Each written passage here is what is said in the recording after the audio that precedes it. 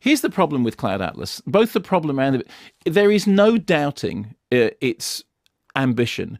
There is no doubting the fact that what it is doing is aiming as high as possible in taking what is essentially an unfilmable novel and saying, you know what, we're going to have a bash at this. It's all these different stories happening in different time spaces from the past to the present. Some of it's futuristic, some of it's fantastical, some of it's down to earth, some of it's recent history, in which you have cast members who play different roles, different parts, even different genders across all these different stories. And somehow, through the whole, this is like the Woody Allen, the whole totality of the oneness, a story emerges or doesn't. And as you probably know, the film opened in other territories and failed to find the audience for which it was hoping. And it's Tom Tykwer and the Wachowskis.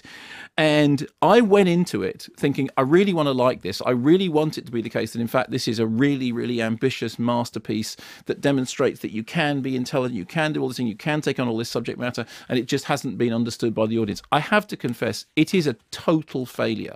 I mean, a pretty much total failure. That is not to say that there aren't things in it that I admire, things in it that I like, things in it that I'm impressed by, but it doesn't work. It just doesn't work. It doesn't hang together. It doesn't...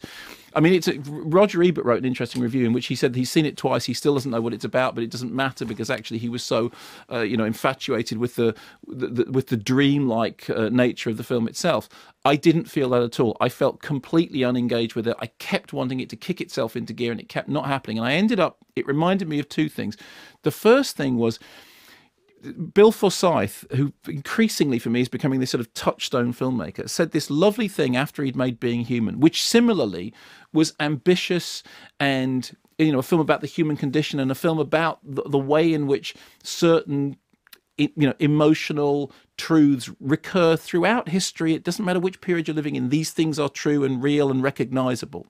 And he made this movie, which, was international production and went over a long time. And at the end of it, he said very ruefully, I think I should have just written a poem. And watching Cloud Atlas, I felt exactly the same thing. That's not to say that I don't think that the filmmakers aren't brave and admirable and laudable for having a go. And it's not to say that I think there's anything risible or funny about the fact that the film doesn't work. It doesn't work, and at 3 hours, it's a long time for a film not to work. It is an extremely honourable failure, but it is a failure.